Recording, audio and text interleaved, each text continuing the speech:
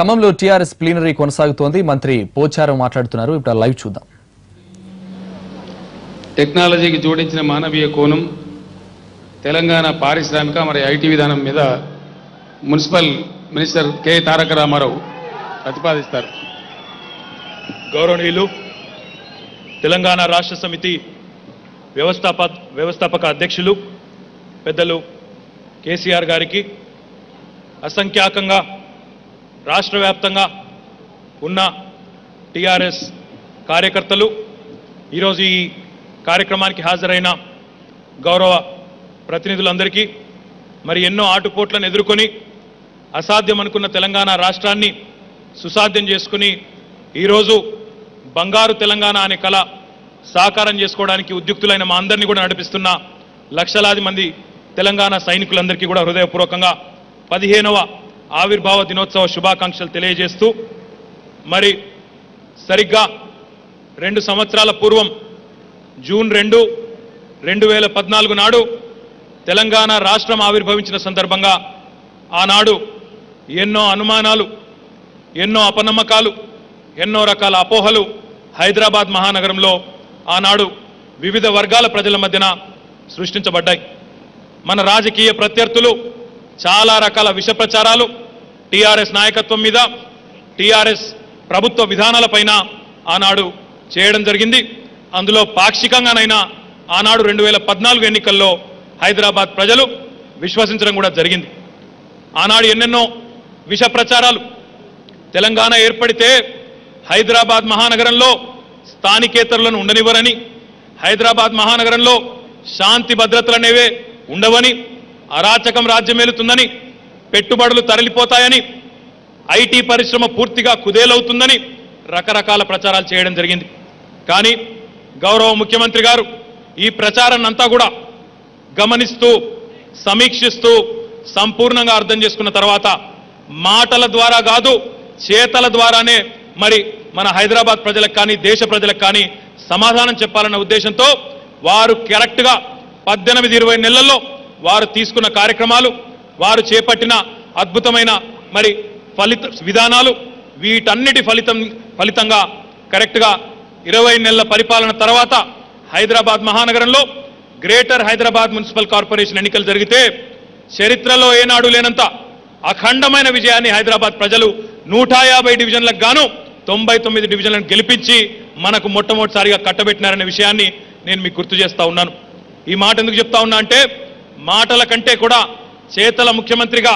గౌరవనీయులు కేసీఆర్ గారి సారథ్యంలో మనం హైదరాబాద్ ప్రజల మనసును, అదే రకంగా హైదరాబాద్లో నివాసం ఉంటున్న అన్ని వర్గాలు, అన్ని కులాలు, అన్ని మతాల ప్రజల మనసును గెలుచుకున్నాం కాబట్టే ఇంతటి అపూర్వమైన విజయం మనకు సిద్ధించింది. మరి ఈరోజు ఇంతటి అఖండమైన విజయాన్ని హైదరాబాద్ నగర ప్రజలు మనకు కట్టబెట్టిన తర్వాత ఏ మాట అయితే హైదరాబాద్ ఎన్నికల్లో తెలంగాణ రాష్ట్ర సమితి పక్షాన మనం ఇవ్వడం జరిగిందో, ఒక విశ్వనగరంగా హైదరాబాద్ను రూపాంతరం చెందాలనే గౌరవ ముఖ్యమంత్రి గారి విజన్ ఏదైతే ఉన్నదో దాన్ని సాకారం చేయాల్సిన బాధ్యత మన పార్టీ మీద, మన ప్రభుత్వం మీద మరి ఉన్న విషయాన్ని కూడా నేను మీకు గుర్తు చేస్తా ఉన్నాను. మరి ఈ సందర్భంగా ఒక్కసారి హైదరాబాద్ పరిస్థితులను కనుక గమనించినట్టయితే ఈరోజు భారతదేశంలో 5వ అతిపెద్ద నగరంగా, భౌగోళికంగా, జనాభా విస్తృతి పరంగా హైదరాబాద్ ఉన్నది. మరి ఇట్లాంటి మహానగరంలో చాలా మంది చాలా చెప్పుకున్నప్పటికీ హైదరాబాద్ పురోగమనానికి మేమే కారణం అని ఎన్ని రకాలుగా చెప్పుకున్నప్పటికీ వాస్తవ పరిస్థితి గమనించినట్టయితే 1910వ ప్రాంతంలో హైదరాబాద్ భారతదేశంలోనే 4వ అతిపెద్ద నగరంగా ఉండేది. కానీ ఈరోజు 5వ అతిపెద్ద నగరంగా ఉన్నది. మరి ఇట్లాంటి హైదరాబాద్ మహానగరంలో ఉండాల్సిన హంగులు ఉన్నాయా అంటే, నిజంగా ఒక విశ్వనగరంగా ఉండాల్సిన హంగులు ఉన్నాయా అంటే లేవని చెప్పక తప్పదు. ఈ చేదు వాస్తవాన్ని మనం అంగీకరించక తప్పదు. అందుకే గౌరవ ముఖ్యమంత్రి గారు వారి ఆలోచన విధానం ప్రకారం హైదరాబాద్లో ప్రణాళికబద్ధమైన అభివృద్ధిని సాధించాలని సంకల్పం పెట్టుకున్నాం. హైదరాబాద్ పాలనలో పురపాలన అనే పదానికే నిర్వచనం ఒకవేళ మనం చూసినట్టయితే, గమనించినట్టయితే పురపాలన అంటేనే పౌరుల భాగస్వామ్యంతో కూడిన పాలన. కానీ ఏనాడు హైదరాబాద్ నేలిన ఏలికలు కానీ, రాష్ట్రాన్ని పరిపాలించిన పాలకులు కానీ ఏనాడు కూడా గతంలో ప్రజలను భాగస్వామ్యం చేసిన పాపాన పోలేదు. అందుకే గౌరవ ముఖ్యమంత్రి గారి సూచన మేరకు హైదరాబాద్ నగర వ్యాప్తంగా 150 డివిజన్లలో కూడా ఏరియా కమిటీలు, వార్డు కమిటీలు రాబోయే కొద్ది రోజుల్లోనే సంపూర్ణంగా నియామకం చేసి రాష్ట్ర ప్రజలు ముఖ్యంగా అన్ని వర్గాల ప్రజలను కూడా అందులో భాగస్వాములను చేసి హైదరాబాద్ పురోగతిలో అందరూ కూడా పాలు పంచుకునే విధంగా మనం కార్యక్రమాలు కూడా రూపొందించబోతా ఉన్నాం. భారతదేశంలో స్వచ్ఛ భారత్ అనేది కేవలం నినాదానికి పరిమితమైతే స్వచ్ఛ హైదరాబాద్ కార్యక్రమంతో గౌరవ ముఖ్యమంత్రి గారు ఏ రకంగా ఈ కార్యక్రమాన్ని ప్రణాళికబద్ధంగా ముందుకు తీసుకెళ్లొచ్చో చాలా స్పష్టంగా భారతదేశం మొత్తానికే ఆదర్శంగా చేసి చూపెట్టిన విషయాన్ని కూడా నేను మీకు ఈ సందర్భంగా గుర్తు చేస్తా ఉన్నాను. అదే రకంగా ఈరోజు హైదరాబాద్ మహానగరాన్ని కనుక చూసినట్టయితే ఒకవైపు ట్రాఫిక్ సమస్య, ఇంకోవైపు మరి ఈరోజు రోడ్ల విస్తరణ సమస్యలు, అదే రకంగా ప్రజలకు కనీస సౌకర్యాలు హౌసింగ్ విషయంలో కానీ, మనకు ఉండవలసిన మార్కెట్ల విషయంలో కానీ, అదే రకంగా నగరంలోని చెరువుల పరిరక్షణ విషయం కానీ, లేదా ప్రణాళికబద్ధంగా పట్టణాభివృద్ధి చేసే విషయం కానీ, ఇవేటిలో కూడా శాస్త్రీయంగా గతంలో కార్యక్రమాలు జరగలేదు. కానీ ఈరోజు తెలంగాణ ప్రభుత్వం వచ్చిన తర్వాత మరి కొద్ది రోజుల కిందటే రహదారుల విస్తరణ కోసం దాదాపుగా మొదటి విడతలోనే 2650 కోట్లను మనం మంజూరు చేసుకోవడం జరిగింది హైదరాబాద్ మహానగరంలో. తదనంతరం మొత్తంగా ఒక 20,000 కోట్లతో స్ట్రాటజిక్ రోడ్ డెవలప్మెంట్ ప్లాన్ పేరిట చక్కటి కార్యక్రమాన్ని కూడా రూపొందించుకొని గౌరవ ముఖ్యమంత్రి గారి నేతృత్వంలో వారి మార్గనిర్దేశంలో ముందుకు పోతా ఉన్నాం. దాంతో పాటుగా ఈరోజు హైదరాబాద్ పట్టణంలోని 22 లక్షల కుటుంబాలకు ప్రతి ఇంటికి కూడా తడి చెత్తను పొడి చెత్తను వేరు చేయడానికి సాలిడ్ వేస్ట్ మేనేజ్మెంట్ కోసం ఈరోజు ఒక సమగ్రమైన ప్రణాళికను రూపొందించి స్వచ్ఛ హైదరాబాద్ కార్యక్రమంలో భాగంగా 200 కోట్ల పైచిలకు రూపాయలను కూడా ఇప్పటికే మంజూరు చేసి ముందుకు పోతా ఉన్న విషయాన్ని కూడా నేను మీకు గుర్తు చేస్తా ఉన్నాను. అదే రకంగా హైదరాబాద్ పట్టణంలో ట్రాఫిక్ సమస్యను అధిగమించడానికి ఈరోజు 54 జంక్షన్ల ఇంప్రూవ్మెంట్ కోసం ప్రతిపాదించడమే కాకుండా హైదరాబాద్లోని ట్రాఫిక్ సమస్యను శాశ్వతంగా అధిగమించడానికి మూసీ తీరం వెంబడి తూర్పు నుంచి పడమర కారిడార్ ఔటర్ రింగ్ రోడ్ ఒక ఎండ్ నుంచి ఇంకో ఎండ్ వరకు దాదాపుగా 42 కిలోమీటర్ల పొడవున 6,161 కోట్ల ఖర్చుతో అంచనా వ్యయంతో మనం ఒక అద్భుతమైన 6 లేన్ స్కైవే కూడా రూపొందిస్తా ఉన్నాం. దాంతో పాటుగా హైదరాబాద్ మహానగరంలోని మరి కీలకమైన రహదారులన్నింటిలో కూడా ఈరోజు 5 స్కైవేలు దాదాపుగా 111 కిలోమీటర్ల మేర మంజూరు చేసుకోబోతా ఉన్నాం. ఇవి మాత్రమే కాకుండా హైదరాబాద్ మహానగరంలోని 8,000 కిలోమీటర్ల రహదారులు ఏవైతే ఉన్నాయో వాటన్నింటినీ కూడా చక్కగా గుంతలు లేని రోడ్లుగా అభివృద్ధి కూడా చేసుకోబోతా ఉన్నాం. పట్టణాభివృద్ధిలో అతి కీలకం మరి సామాన్య పౌరులు ఏ పరిస్థితుల్లో కూడా అవినీతి బారిన పడకుండా, ఒక్క రూపాయి కూడా లంచం ఇవ్వకుండా ఖచ్చితంగా వారు ఆన్లైన్లోనే పర్మిషన్ అప్లై చేసుకున్నట్టయితే ఏ అధికారిని కలిసే అవసరం లేకుండా, ఒక్క రూపాయి కూడా లంచం ఇవ్వకుండా పట్టణంలోని భవనాల అనుమతులు ఇవ్వాలనే గౌరవ ముఖ్యమంత్రి గారి ఆలోచన మేరకు తొందరలోనే రాష్ట్రంలోని 73 మున్సిపాలిటీల్లో హైదరాబాద్తో సహా ఒక్క రూపాయి లంచం ఇవ్వకుండా భవన నిర్మాణ అనుమతులు కూడా ఇవ్వబోతా ఉన్నామని చెప్పి కూడా మీకు తెలియజేసుకుంటా ఉన్నాం. దాంతో పాటుగా హైదరాబాద్ మహానగరాన్ని మరి ఈరోజు ప్రపంచంలోని మేటి నగరాల్లో మార్చడానికి గౌరవ ముఖ్యమంత్రి గారి సూచన మేరకు అన్ని రకాల సివిక్ కమ్యూనిటీస్లో ఏర్పాటు చేయడంతో పాటుగా మరి హైదరాబాద్లో ఉపాధి అవకాశాల పెంచడం కోసం, హైదరాబాద్ పట్టణంలో విద్యా అవకాశాలు పెంచడం కోసం మరి గౌరవ ముఖ్యమంత్రి గారు ప్రభుత్వం పరిశ్రమల శాఖ మంత్రివర్యులు మరి మొన్నటిదాకా పనిచేసిన జూపల్లి కృష్ణారావు గారి నేతృత్వంలో, ముఖ్యమంత్రి గారి నేతృత్వంలో ఒక ప్రగతిశీల పురోగమనశీల పారిశ్రామిక విధానాన్ని కూడా తీసుకొచ్చిన విషయం మీకు తెలిసిందే. దేశంలోనే కాదు ప్రపంచంలోనే ఒక అత్యుత్తమమైన పారిశ్రామిక విధానంగా ఈరోజు ఎక్కడా లేని విధంగా ప్రపంచంలోని ఎన్ని దేశాల్లో వెతికి చూసినా లేనంత గొప్ప పారిశ్రామిక విధానాన్ని, ఒక దార్శనికతతో కూడిన విధానాన్ని మన ప్రభుత్వం తీసుకొని రావడం జరిగింది. ఇందులో భాగంగా స్వీయ ధృవీకరణ యంత్రాంగం, ఒక పరిశ్రమ పెట్టాలనుకుంటే ఆఫీసుల చుట్టూ తిరిగే అవసరం లేకుండా, ఒక పెట్టుబడిదారుడు రావాలనుకుంటే ఎవరి చేయి తడిపే అవసరం లేకుండా, ఒక్క పైసా కూడా లంచం ఇచ్చే అవసరం లేకుండా ఆన్లైన్ అనుమతులు ఇవ్వడంతో పాటుగా స్వీయ ధృవీకరణ యంత్రాంగాన్ని కూడా మనం తీసుకొని రావడం జరిగింది. గౌరవ ముఖ్యమంత్రి గారి కార్యాలయంలోనే ఒక స్పెషల్ చేజింగ్ సెల్ కూడా ఏర్పాటు చేసి ఈరోజు ప్రపంచవ్యాప్తంగా ఉండే పెట్టుబడిదారులందరినీ కూడా మన ప్రగతిశీల మన పెట్టుబడిదారి విధానం, మన ఇన్వెస్ట్మెంట్ పాలసీ ఉందో, ఇండస్ట్రియల్ పాలసీ ఉందో అందరినీ కూడా ఆకర్షిస్తా ఉన్న విషయం కూడా నేను మీకు గుర్తు చేస్తా ఉన్నా. కానీ ఈ పారిశ్రామిక విధానం ఏదో సంపన్నుల కోసం మాత్రమే అన్నట్టు కాకుండా ఈరోజు తెలంగాణలోని అన్ని వర్గాల ప్రజలకు ప్రయోజనం చేకూరే విధంగా టీఎస్ ప్రైడ్ ద్వారా దళిత పారిశ్రామికవేత్తలు, గిరిజన పారిశ్రామికవేత్తలు, మహిళా పారిశ్రామికవేత్తలు, అంగవైకల్యం కలిగిన వారు కూడా పారిశ్రామికవేత్తలుగా ఎదగడానికి కూడా మన పారిశ్రామిక విధానం ఇతోధికంగా సహాయపడుతుందని చెప్పి కూడా మీకు నేను తెలియజేస్తా ఉన్నాను. దాంతో పాటుగా దాదాపుగా కేవలం ఈ పారిశ్రామిక విధానాన్ని ఆవిష్కరించి కేవలం కొద్ది నెలల సమయంలోనే ఇప్పటికే